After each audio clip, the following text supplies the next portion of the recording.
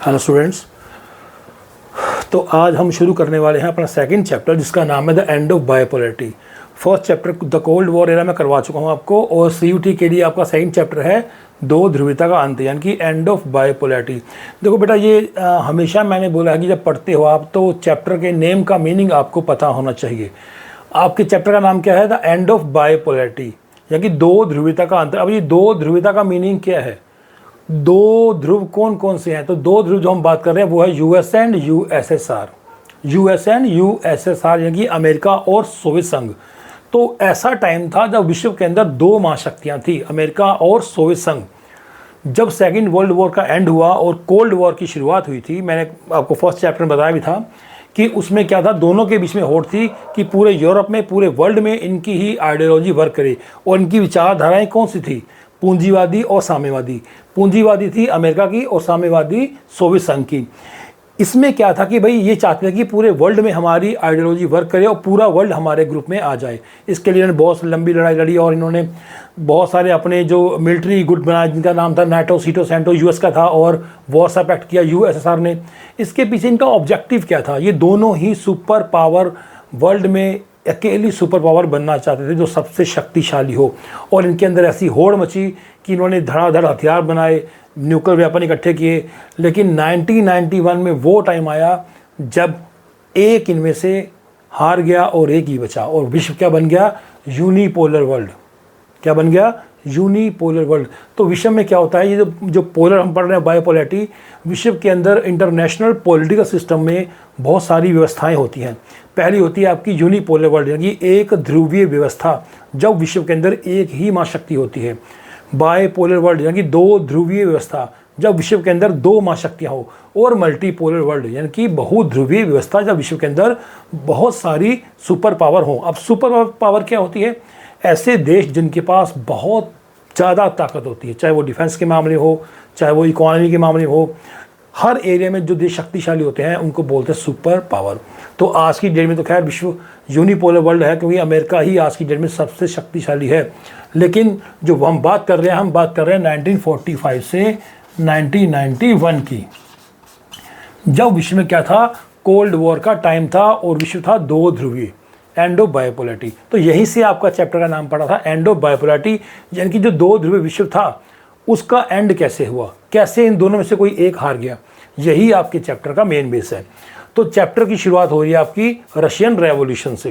किससे? Russian revolution यानी कि रूसी क्रांति। अब ये रूसी क्रांति क्या थी? देखो 1917 में जब रशिया एम्पायर थी, जो रशियन एम्पायर थी उसमें थे जार निकोलस, कौन? जार निकोलस II, जिनको हटाया गया। उसके बाद 17 की रेवोल्यूशन हुई और उसके बाद वहाँ पे जो गवर्नमेंट थी वो इस्टेब्लिश की गई। 1922 में व्लादिमीर लेनिन के नेतृत्व में वहाँ पे यूएसएसआर का गठन किया गया। 1922 में यूएसएसआर बना, यानी सोवियत संघ का गठन कब हुआ? 1922 में। 17 में क्रांति हुई, बोल्शेविक रेवोल्यूशन भी इसको कहा गया। अब क्रांति हुई क्यों थी? देखो उसके बहुत सारे रीज़न थे। वहाँ पे एम्पायर थी, वर्ल्ड वॉर में इन्वॉल्व थी, इकोनॉमिक क्राइसिस शुरू हो गए। तो ये कुल मिला के ऐसी सिचुएशन वहाँ बन गई कि लोगों ने और वहाँ के जो लेबर थी उन्होंने वहाँ पे मूवमेंट शुरू किए और ये क्रांति बढ़ती चली गई। और 1922 में यूएसएसआर का गठन हुआ, सोवियत संघ का गठन हुआ 1922 में व्लादिमीर लेनिन के नेतृत्व में। ठीक है, उसके बाद सोवियत संघ बना और सोवियत संघ में 15 गणराज्य शामिल हुए। टोटल 15 रिपब्लिक्स को मिला के यूएसएसआर बना।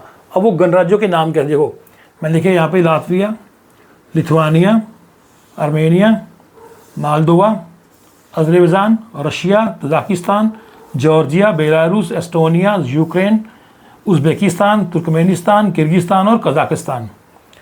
ये सब रिपब्लिक इसमें इनके साथ थे, यानी कि रशिया के साथ थे। और इन सब ने मिलकर क्या बनाया? इन सब ने मिलकर बनाया यूएसएसआर। रशिया भी इसका पार्ट था। तो 15 रिपब्लिक को मिला के यूएसएसआर का गठन हुआ। और इतनी ताकत थी इनके पास, इतनी ताकत थी, और धीरे धीरे इन्होंने ताकत बढ़ानी शुरू कर दी। हर एरिया में, स्पेस टेक्नोलॉजी में हो, डिफेंस में हो, हर एरिया में ताकत बढ़ानी इन्होंने शुरू कर दी। और 45 में जब वर्ल्ड वॉर का एंड हुआ तो यूएस और यूएसएसआर के बीच में कोल्ड वॉर की शुरुआत हुई। चलो, तो तो ये थी रशियन रेवोल्यूशन 1917। इसके बाद ये सारे जो रिपब्लिक थे इसमें मिल गए और बन गया यूएसएसआर। उसके बाद आपका टॉपिक आ गया आपका सोवियत सिस्टम। सोवियत सिस्टम क्या है, यानी कि सोवियत प्रणाली क्या थी, हिंदी में इसको बोलेंगे सोवियत प्रणाली क्या थी। ये आपका सेकंड टॉपिक है बुक का। देखो सोवियत सिस्टम का मतलब क्या है, यानी कि यूएसएसआर के अंदर सिस्टम कैसा था। सिस्टम का मतलब क्या है, देखो मैं हमेशा बोलता हूँ कि ये जो वर्ड होते हैं उनके मीनिंग आप समझा करो। सोवियत सिस्टम, सोवियत प्रणाली, यानी कि उस देश का शासन कैसा था, प्रशासन कैसा था, वहाँ के लोगों की लाइफ कैसी थी, इसको हम सिस्टम बोलते हैं। क्लियर। तो सोवियत सिस्टम क्या था, यानी कि यूएसएसआर यानी कि सोवियत संघ में सोवियत प्रणाली क्या थी, कैसा जीवन था लोगों का।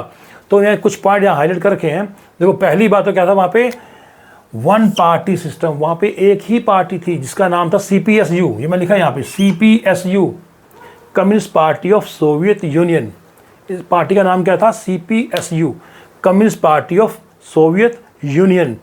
तो Soviet mean USSR. One party system था, एक ही पार्टी थी जिसका नाम था communist party of Soviet Union.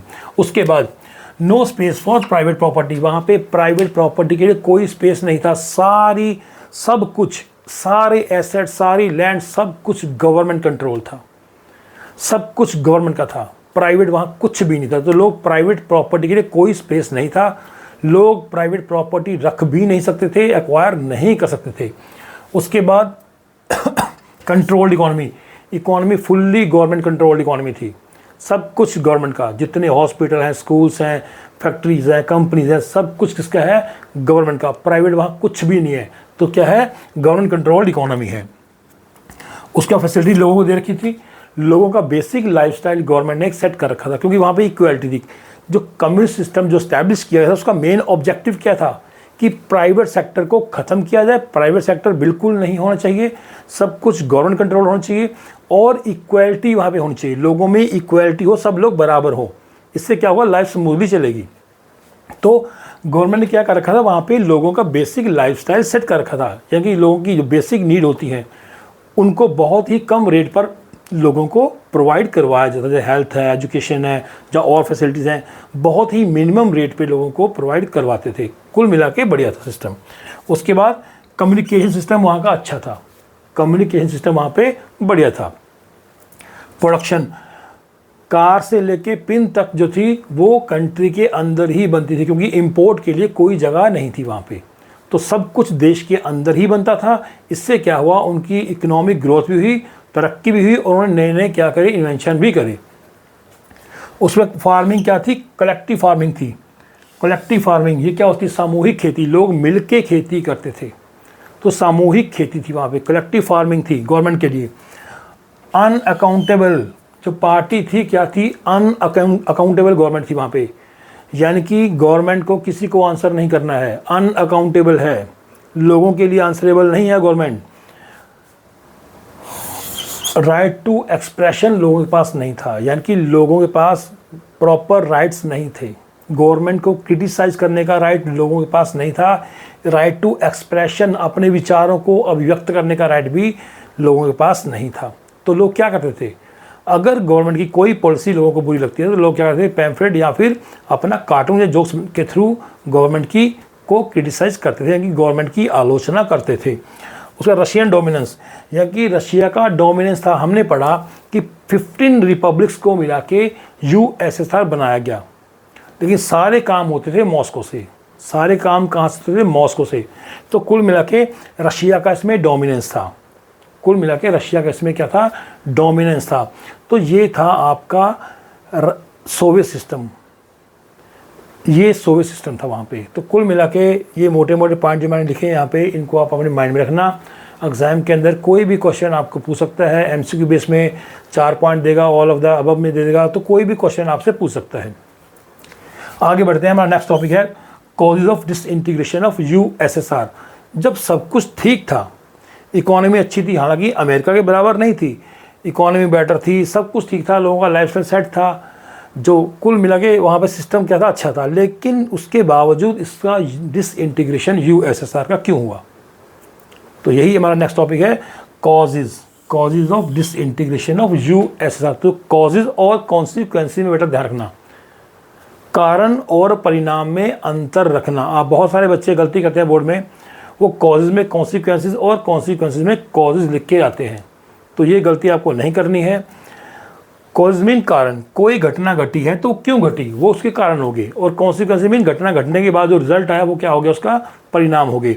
तो कॉजेज ऑफ डिसइंटीग्रेशन क्या थे, यानी कि सोवियत संघ के विघटन के कारण क्या थे। देखो, अगर मैं वापस लौटूं सोवियत सिस्टम पे, तो इसके अंदर ही आप कमियां ढूंढ लो, इसके अंदर क्या कमियां हैं, अगर यही आप पढ़ लोगे तो यहीं से आपको कमियां दिख जाएंगी, वही इसके कॉजेज थे।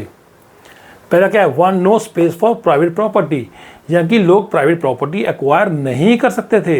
इसका मीन लोगों को लगा कि हमारी लाइफ क्या है, हम प्राइवेट प्रॉपर्टी एक्वायर नहीं कर सकते हैं, तो ये भी एक रीज़न बना इसका। वन पार्टी डोमिनेंस, एक ही पार्टी का प्रभुत्व था, और वो पार्टी क्या हो चली थी, पार्टी धीरे धीरे धीरे उस पार्टी से लोग ऊबने लगे, पार्टी के अंदर करप्शन बढ़ने लगा, ठीक है। इकोनॉमिक क्राइसिस बढ़ने लगा यूएसएसआर में। क्यों बढ़ा इकोनॉमिक क्राइसिस, क्योंकि यूएसएसआर ने मोटा पैसा अपना कहाँ लगा दिया, आर्म रेस में, हथियार बनाने की होड़ में लगा दिया। दूसरा, जो उसके एलाइज थे, जो स्मॉलर कंट्री थी, उस पर खूब पैसा यूएसएसआर ने लुटाया, तो इससे क्या हुआ, उसकी इकोनॉमी डाउन जाने लगी। उसके बाद इन्फ्लेशन रेट हाई हो गया, मुद्रास्फीति की दर क्या हो गई, बढ़ने लगी, करप्शन बढ़ने लगा, करप्शन इंक्रीज होने लगा पार्टी में और ब्यूरोक्रेट्स में। फिर जो लोग थे उनको सारे राइट्स नहीं थे, उनकी लाइफ बिल्कुल सेट थी, लेकिन जो ब्यूरोक्रेट्स थे, जो नौकरशाह थी वहाँ के, जो अधिकारी थे वहाँ के, वो सारे सुख भोग रहे थे। तो लोगों को लगी हमारी लाइफ तो, हमें तो बिल्कुल एक तरह से ये कह लो कि बिल्कुल दबा के रखा हुआ है, लेकिन बाकी जो नेता लोग हैं, अधिकारी लोग हैं, वो सारे सुख भोग रहे हैं। तो ये बात धीरे धीरे उनके दिमाग में घर करने लगी। उसके बाद इम्पैक्ट ऑफ वेस्टर्न इकोनॉमी, जो पूंजीवादी व्यवस्था थी अमेरिका जैसे देशों की, उसका बहुत इफेक्ट पड़ा इन लोगों के ऊपर। इनको लगा कि हमें बोला गया कि हमारी जो कम्युनिस्ट इकोनॉमी है बहुत अच्छी है, लेकिन जो वेस्टर्न इकोनॉमी है वो हमसे ज़्यादा अच्छी है, वहाँ प्राइवेट सेक्टर भी है, गवर्नमेंट सेक्टर भी है, और वहाँ पे मार्केट फ्री है, मार्केट में कंपटीशन है, बढ़िया लाइफ है वहाँ पे। तो उनको जो वेस्टर्न इकोनॉमी और वेस्टर्न कल्चर था वो उनको अच्छा लगने लगा। उसके बाद गवर्नमेंट अकाउंटेबल नहीं थी, जो गवर्नमेंट कर रही है उसको लोगों को एक्सेप्ट करना ही करना है, चाहे वो गलत हो चाहे सही हो। सेंट्रलाइजेशन पावर, सारी पावर वहाँ सेंट्रलाइज थी पार्टी के अंदर, यानी पार्टी के पास सारी पावर थी उस देश की। उसके बाद आपका आ गया रोल ऑफ गोर्बाचेव। अब ये क्वेश्चन भी बहुत इंपॉर्टेंट है, गोर्बाचेव का रोल क्या था। देखो, यूएसएसआर में क्या है, जो पार्टी के जो हेड होते हैं वही मोस्टली देश को चलाते हैं। तो ये मैंने एक लिस्ट बना रखी यहाँ पे, पहले लेनिन थे, लेनिन के बाद स्टालिन आए, स्टालिन के बाद क्रुश्चेव आए, क्रुश्चेव के बाद आए ब्रेजनेव। अच्छा बेटा, एक बात और है, जो क्रुश्चेव थे इनका टाइम था 1953 से 1964 1953 से 1964 तक रहे क्रुश्चेव, निकिता क्रुश्चेव। अच्छा, जो फर्स्ट वीडियो था मेरा कोल्ड वॉर एरा, उसमें मैंने गलती से क्यूबन मिसाइल क्राइसिस में मैंने जो नाम लिया था वो लिया था लियोनिड ब्रेजनेव का। किसका? Leonid Brezhnev. लेकिन क्यूबन मिसाइल क्राइसिस के टाइम पे जो यूएसएसआर के हेड थे वो ब्रेजनेव नहीं थे, बल्कि निकिता क्रुश्चेव थे। तो उसको करेक्शन कर लेना आप लोग, हालांकि मैंने कमेंट में लिखा था, लेकिन आप करेक्शन कर लेना। निकिता क्रुश्चेव थे उस समय किसके? यूएसएसआर के हेड जो थे, किस टाइम पे? क्यूबन मिसाइल क्राइसिस के टाइम पे। तो यहाँ बात हो रही थी, ये सारे जो थे वहाँ पे हेड रहे हैं। उसके बाद ब्रेजनेव के बाद आए गोर्बाचेव, और गोर्बाचेव के बाद आए आपके येल्सिन। गोर्बाचेव आए थे 85 के बाद, 1985 से 1991 तक। इनके बीच में लोवोनोवा ऐसे कुछ नाम था उनका, मुझे नाम याद नहीं आ रहा, वो बीच में आए थे। उसके बाद फिर ब्रेजनेव के बाद, और उसके बाद आए गोर्बाचेव, और गोर्बाचेव के बाद आए येल्सिन, जब कूप हुआ वहाँ पे उसके बाद। तो उसके बाद जो था रोल ऑफ गोर्बाचेव। अब गोर्बाचेव जब 1985 के आसपास जो कम्युनिस्ट पार्टी थी CPSU, इसके जब वो सेक्रेटरी जनरल बने या हेड बने, तो उन्होंने आते ही उन्होंने देखा कि जो हमारी रिपब्लिक है, जो 15 रिपब्लिक है, वहाँ बहुत अनरेस्ट है, लोग बहुत दुखी हैं, और लोगों को वेस्टर्न इकोनॉमी बहुत अच्छी लग रही है, और बिल्कुल एक जितने रिपब्लिक हैं वहाँ पे थोड़ा अनरेस्ट का माहौल है। तो आते ही उन्होंने क्या किया, जो आपके गोर्बाचेव थे, गोर्बाचेव 2 पॉलिसी लेके आते हैं वहाँ पे। कौन कौन सी? पेरेस्ट्रोइका एंड दूसरी कौन सी थी? ग्लासनोस्ट। अब इसका मतलब क्या है, यानी कि वो चाहते थे कि हमारी इकोनॉमी का क्या हो, मॉडर्नाइजेशन हो, रिकंस्ट्रक्ट करें उसको हम, पॉलिटिकल सिस्टम और इकोनॉमिक सिस्टम को हम क्या करें, रिकंस्ट्रक्ट करें, उसको बदलें। तो उसके लिए ही दो पॉलिसी लेके, जिसका नाम था पेरेस्ट्रोइका और ग्लासनोस्ट। ये दो पॉलिसी मिखेल गोर्बाचेव लेके आए और इसके थ्रू उनका मकसद ये था कि भाई जो हमारा पॉलिटिकल ढांचा है उसको बदला जाए, उसको पूंजीवादी सिस्टम में कन्वर्ट किया जाए, डेमोक्रेटिक सिस्टम में कन्वर्ट किया जाए, और जो हमारी इकोनॉमी है उसको हम कम्युनिस्ट से क्या करें, कम्युनिस्ट से उसको हम कैपिटलिस्ट सिस्टम यानी कि साम्यवादी से पूंजीवादी व्यवस्था में कन्वर्ट करें। तो ये दो पॉलिसी वो लेके आए। लेकिन दिक्कत क्या हुई, दिक्कत ये हुई कि उनकी ये दोनों पॉलिसीज़ फेल हो गई। अब फेल क्यों हुई, दिक्कत ये हुई, जो जनता थी वहाँ की, जो रिपब्लिक की पॉपुलेशन थी, जो लोग थे वहाँ के, उनको लगा कि जो ये आपके क्या नाम है, गोर्बाचेव जो हैं वो क्या कर रहे हैं, बहुत डिले कर रहे हैं। लोगों को लगा कि गोर्बाचेव बहुत डिले कर रहे हैं, बहुत स्लो काम कर रहे हैं, ऐसे बात बनेगी नहीं। और जो पार्टी के मेंबर थे उनको लगा कि गोर्बाचेव बहुत फास्ट काम कर रहे हैं, इनको धीरे धीरे स्टेप बाय स्टेप काम करना चाहिए। तो हुआ क्या, दोनों ही इनके खिलाफ हो गए, पार्टी भी हो गई और देश के मेंबर भी, देश के लोग भी। तो इस तरीके से जो माहौल बन गया वो गोर्बाचेव के अगेंस्ट बन गया। तो दोनों पॉलिसी क्या हो गई, इनकी फेल हो गई। 91 में एक छोटा कूप भी हुआ और उसके बाद क्या हुआ, वहाँ पे अनरेस्ट पैदा हो गया। लास्ट इसका आएगा इमीडिएट कॉज। डिसइंटीग्रेशन का इमीडिएट कॉज क्या था, तत्कालिक कारण क्या था। देखो तत्कालिक कारण का मतलब जो अभी अभी पनपा हो। तो जितने भी 15 रिपब्लिक थे जिनकी हम बात कर रहे हैं, उनके अंदर ये भावना आ गई कि भाई हमें क्या चाहिए, हमें यूएसएसआर से आज़ादी चाहिए। तो उनके अंदर क्या आ गया, उनके अंदर फीलिंग ऑफ नेशनलिज्म आ गई, राष्ट्रवाद की भावनाएं आ गई, यानी कि हमें क्या करना है, हमें यूएसएसआर से अलग होना है, हम अपनी कंट्री बनाएंगे जो सॉवरन होगी, जो बिल्कुल किसी भी एक्सटर्नल इंटरफेरेंस से फ्री होगी।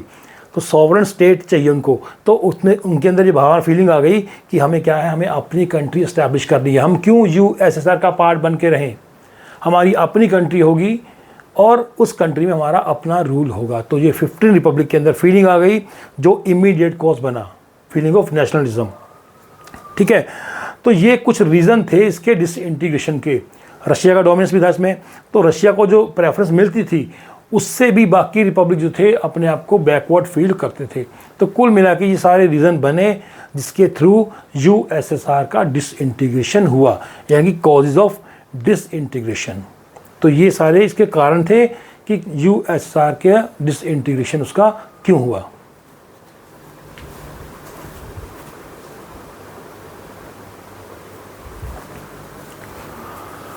आगे बढ़ते हैं नेक्स्ट टॉपिक पे। हमारा नेक्स्ट टॉपिक है consequences of disintegration of USSR, यानी सोवियत संघ के विघटन के परिणाम क्या हुए। हमने देखा कि धीरे धीरे धीरे सारे रिपब्लिक में सिविल वॉर शुरू हो गई और एक एक रिपब्लिक क्या हुआ, यूएसएसआर से अलग होने लगा। 1989 में जो बर्लिन की जो वॉल खड़ी की गई थी, जो 61 में बनाई गई थी, जो वॉल खड़ी की गई थी, उस वॉल को भी तोड़ दिया गया 1989 में। और इस तरीके से जर्मनी क्या हो गया, यूनिफिकेशन कर दिया गया। और धीरे धीरे सारे रिपब्लिक ने अपनी इंडिपेंडेंस डिक्लेयर करना शुरू कर दिया। और 25 दिसंबर 1991 को, ये डेट याद कर लो, 25 दिसंबर 1991 को गोर्बाचेव ने रिज़ाइन किया और इस तरीके से यूएसएसआर का एंड हो गया। ठीक है, सबसे पहली स्टेट कौन सी थी, सबसे पहली स्टेट थी इसकी लिथुआनिया। कौन सी थी, लिथुआनिया, जिसने अपनी इंडिपेंडेंस को डिक्लेयर किया, अपनी आज़ादी की घोषणा कर दी। सबसे पहली स्टेट थी। और 1991 में रशिया ने डिक्लेयर कर दिया कि अब जो है यूएसएसआर का डिसइंटीग्रेशन हो चुका है। तो डिसइंटीग्रेशन क्यों हुआ, हम पहले इसके बारे में पढ़ चुके हैं, वो उसके रीज़न थे। अब इसके कॉन्सिक्वेंसेस क्या थे, कॉन्सिक्वेंसेस मीन परिणाम इसके क्या रहे, यूएसएसआर के डिसइंटीग्रेशन के परिणाम क्या रहे। सबसे पहले क्या हुआ, यूएसएसआर का सक्सेसर बना रशिया, यानी कि उसका उत्तराधिकारी कौन बना, रशिया, यूएसएसआर का। वीटो पावर मिल गई रशिया को, किसकी, यूएनएससी की। परमानेंट सीट भी किसको मिल गई, रशिया को। तो यूनाइटेड नेशन सिक्योरिटी काउंसिल की परमानेंट सीट भी रशिया को मिली और वीटो पावर भी रशिया को मिल गई। जितने भी न्यूक्लियर वेपन थे वो सारे रशिया के पास ही रहे। नंबर 2, कोल्ड वॉर का एंड हो गया। अब क्योंकि जो यूएसएसआर उसका डिसइंटीग्रेशन हो चुका है तो कोल्ड वॉर ख़त्म हो गई, कोल्ड वॉर का एंड हो गया। और इसके साथ साथ ही आर्म रेस का भी एंड हो गया। जितनी भी कंट्री अलग हुई उन्होंने अपनी एक इंटर गवर्नमेंट ऑर्गेनाइजेशन बनाई। देखो ये ध्यान रखना, CIS, Commonwealth of independent states, ठीक है, स्वतंत्र राज्यों का राष्ट्रकुल।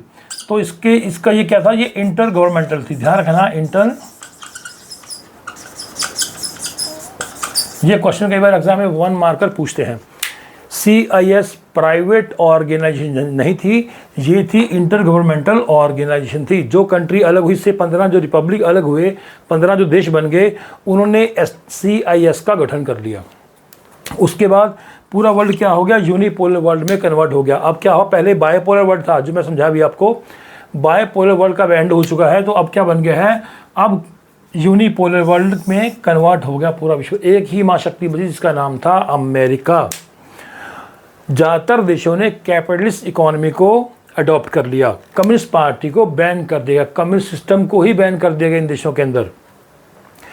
और इन बड़े बड़े देशों के जो एडवाइज़र थे वो कौन बन गए, वर्ल्ड बैंक और IMF। कैसे, क्योंकि ये सारा कैपिटलिस्ट इकोनॉमी पे काम कर रहे हैं। वर्ल्ड बैंक और IMF, विश्व बैंक और अंतर्राष्ट्रीय मुद्रा कोष यानी कि इंटरनेशनल मॉनेटरी फंड, ये इनके बन गए इकोनॉमिक एडवाइज़र। अब वर्ल्ड का जो मैप था वो चेंज हो गया। क्यों चेंज हो गया, जो 15 रिपब्लिक इससे अलग हुए वो 15 नए देश बन गए। तो विश्व का मानचित्र क्या हो गया, अब चेंज हो गया। कम्युनिस्ट पार्टी बैन कर दी गई और फार्मिंग जो पहले कलेक्टिव फार्मिंग थी वो क्या हो गई, फार्मिंग प्राइवेट हो गई। अब लोग प्राइवेट खेती कर सकते हैं। सामूहिक पहले क्या थी, पहले कलेक्टिव फार्मिंग थी, सामूहिक कृषि थी, अब क्या हो गई, अब प्राइवेट खेती लोग कर सकते हैं। तो कुल मिला के USSR के डिसइंटीग्रेशन थे, ये पूरा जो था सिस्टम पूरे का पूरा ही चेंज हो गया, पूरे वर्ल्ड का नक्शा ही चेंज हो गया। और 15 रिपब्लिक जो किसी समय USSR का हिस्सा थे वो क्या हो गए, वो 15 देश बन गए। इसका नेक्स्ट पार्ट है हमारा शॉक थेरेपी का। तो शॉक थेरेपी का पार्ट बहुत इंपॉर्टेंट है और ये मान लो कि आपको डेफिनेटली इसमें 1-2 क्वेश्चन तो डेफिनेटली पूछेगा कि शॉक थेरेपी क्या थी। तो अगर हम शॉक थेरेपी की बात करें तो शॉक थेरेपी क्या थी, ठीक है। तो शॉक थेरेपी अगर हम बात करें, जब ये देश USSR से इंटीग्रेट हुए तो उन देशों ने क्या अपनाया, उन देशों ने अपनाया शॉक थेरेपी। अब शॉक थेरेपी क्या होती है, ध्यान रखना इस बात का। यहाँ आपके बहुत सारे 1 मार्कर 2 मार्कर क्वेश्चन बनेंगे। हाँ, तो CUT में क्या है आपका MCQ बेस्ड क्वेश्चन है, तो आपका डेफिनेटली बहुत सारे इसमें क्वेश्चन शॉक थेरेपी के आपको बनेंगे। शॉक थेरेपी क्या होती है, इसका मतलब होता है कि अगर आपको शॉक देके आपका ट्रीटमेंट करना। जब ये 15 रिपब्लिक जिनकी हम बात कर रहे हैं USSR से अलग हुए तो उन देशों ने कैपिटलिस्ट सिस्टम में क्या कर लिया, अपनी इकोनॉमी को कन्वर्ट करना था। तो ये क्या था, ट्रांजिशन करना था उन्होंने, किसका, अपनी इकोनॉमी का उन्हें ट्रांजिशन करना था, किससे, कम्युनिस्ट से कैपिटलिस्ट में। कम्युनिस्ट से क्या मूव करना उन्होंने, कैपिटलिस्ट इकोनॉमी में मूव करना है। तो अब कम्युनिस्ट सिस्टम तो बैन कर दिया वहाँ पे, तो अब उन्होंने अपनी इकोनॉमी को करना है पूंजीवादी में कन्वर्ट, यानी कि अपनी इकोनॉमी को पूंजीवादी में कन्वर्ट करना है उन देशों ने। तो उसके लिए क्या किया, उसके लिए एक मॉडल दिया गया, शॉक थेरेपी। किसने दिया मॉडल, वर्ल्ड बैंक और IMF। यानी कि मैंने बताया था आपको कि जब USSR का डिसइंटीग्रेशन हुआ तो इन देशों के एडवाइज़र कौन बने, इकोनॉमिक एडवाइज़र, विश्व बैंक और अंतर्राष्ट्रीय मुद्रा कोष। इन्हीं देशों ने एक मॉडल दिया इन्होंने, किसको, इन देशों को, जिसका नाम था शॉक थेरेपी। तो शॉक थेरेपी क्या था, एक मॉडल था, किसने दिया, वर्ल्ड बैंक और IMF ने। अब इसमें था क्या, इसमें यह था कि आप किस तरीके से अपनी इकोनॉमी को कन्वर्ट करोगे कैपिटलिस्ट में, यानी कि ट्रांजिशन आप कैसे करोगे, कम्युनिस्ट सिस्टम से कैपिटलिस्ट में कैसे अपनी इकोनॉमी को मूव करेंगे, उसका जो तरीका था उसी मॉडल को बोला गया शॉक थेरेपी। तो ये था शॉक थेरेपी। अब इसमें कॉन्सिक्वेंसेस क्या है, इसके में हुआ क्या, जब इन देशों ने शॉक थेरेपी को अपनाया तो उसमें हुआ क्या, इन्होंने सारे अपने जो एसेट थे, पहले क्या था, प्राइवेट सेक्टर बिल्कुल भी नहीं था, सब कुछ गवर्नमेंट कंट्रोल्ड इकोनॉमी थी, सब सारे एसेट, फैक्ट्रीज, कंपनी सारी गवर्नमेंट की थी। अब क्या हुआ, अब उनको सेल आउट करना था, इन्होंने उनको बेचना था। तो उसके लिए क्या हुआ, उसके लिए इन्होंने नीलामी करनी शुरू कर दी। लेकिन नीलामी के लिए क्या हुआ, नीलामी के लिए लाइसेंस बांटे गए और वो लाइसेंस जो थे उसकी कालाबाजारी हुई, ब्लैक मार्केटिंग हुई और बड़े बड़े जो अमीर लोग थे उन लोगों ने उन लाइसेंस को खरीद लिया और बहुत बड़े बड़े जो एसेट थे गवर्नमेंट के, बड़ी बड़ी कंपनियां, फैक्ट्रियां, बहुत औने पौने दामों के, बहुत कम दाम पे ही उनको खरीद लिया इन लोगों ने। और इसको वर्ल्ड की लार्जेस्ट गैरेज सेल भी कहा गया। क्या कहा गया, वर्ल्ड की लार्जेस्ट गैरेज सेल, यानी कि औने पौने दाम, कौड़ियों के भाव सारा सामान बेच दिया। गैस क्या होता है जहाँ कबाड़ भरा होता है, तो वो औने पौने दामों पे ही सारे एसेट गवर्नमेंट के इन हाथों में बेच दिए गए। अब इससे हुआ क्या, इन देशों की इकॉनमी डूब गई बिल्कुल। सबसे ज़्यादा नुकसान हुआ रशिया को। रशिया के कई बैंक जो थे वो दिवालिया हो गए, उसकी करेंसी डिक्लाइन हो गई, और ये मान लो कि वहाँ पे हर चीज़ महंगी हो गई। रशिया के अंदर फूड क्राइसिस वहाँ पैदा हो गया। तो कुल मिला के शॉक थेरेपी पूरी तरह से फेल रही।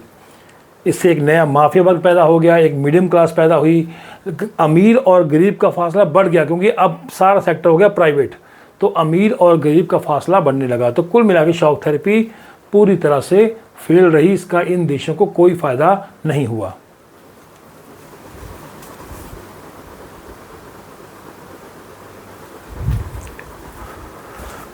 आगे बढ़ते हैं। जो नेक्स्ट टॉपिक हमारा उसका नाम है टेंशन एंड कॉन्फ्लिक्ट, यानी तनाव एवं संघर्ष। जब यूएसएसआर का डिसइंटीग्रेशन हो गया, मोस्टली रिपब्लिक इससे अलग हो गए, उसके बाद इन देशों में क्या सिचुएशन रही, ठीक है।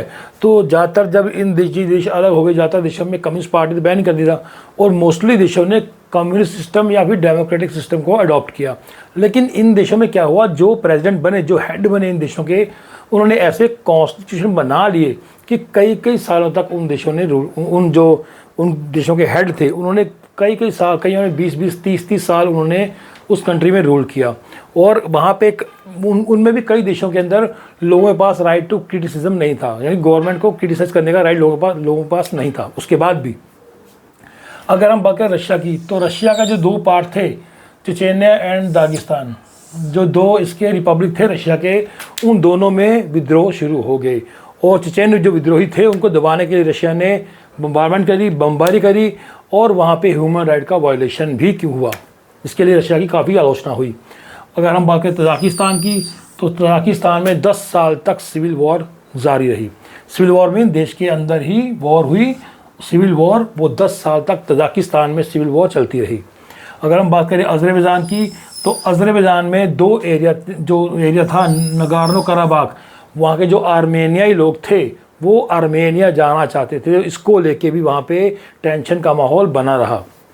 अगर हम बात करें यूगोस्लाविया की, तो 1991 के बाद यूगोस्लाविया कई पार्ट में डिवाइड हो गया, जिनमें क्रोएशिया था, बोस्निया हर्जेगोविना, स्लोवेनिया, ये जो यूगोस्लाविया था 91 के बाद बहुत सारे पार्ट में डिवाइड हो गया। अगर हम बात करें चेकोस्लोवाकिया की, तो चेकोस्लोवाकिया जो था वो दो पार्ट में वो भी डिवाइड हो गया, एक तो चेक रिपब्लिक और दूसरा स्लोवाकिया, ये दो देश बन गए। और लास्ट में हम बात करें तो जो ये एरिया है, यहाँ पे टेंशन का एक कारण आउटसाइड पावर भी है। टेंशन का एक रीज़न क्या है, आउटसाइड पावर्स भी हैं, जिनमें पहला है यूएस क्या है, यूएस भी इस देश को, इन देशों को अपनी उसकी नज़र है इसके ऊपर, और इनमें से कई देशों में यूएस ने अपना क्या बनाया है, अपने मिलिट्री बेस बनाए, जिसके थ्रू उसने इराक में या अफ़गानिस्तान में अटैक किए थे।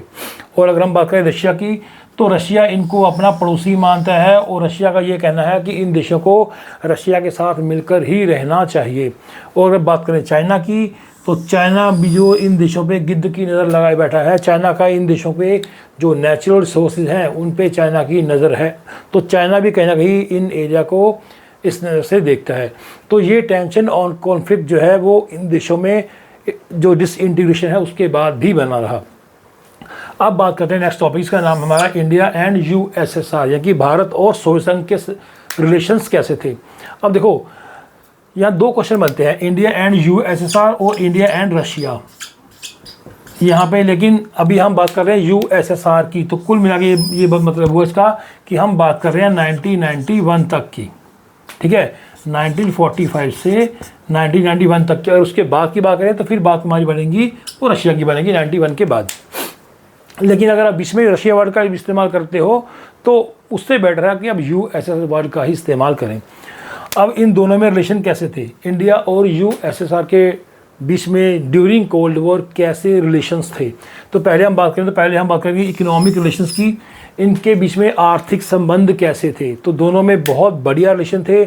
इंडिया के अंदर आपको पता कि 47 में इंडिया को इंडिपेंडेंस मिली और उसके बाद इंडिया की कंडीशन बड़ी ख़राब थी, लेकिन इंडिया के अंदर विशाखापट्टनम जो प्लांट था, भिलाई प्लांट था, बोकारो स्टील प्लांट था, इन प्लांट्स को लगाने में रशिया ने हमारी बहुत हेल्प करी। और जब इंडिया में इकोनॉमिक क्राइसिस आया उस टाइम पे रशिया ने रुपए में, यानी रूपी हमारी करेंसी में ही उसने हमारे साथ में ट्रेड किया।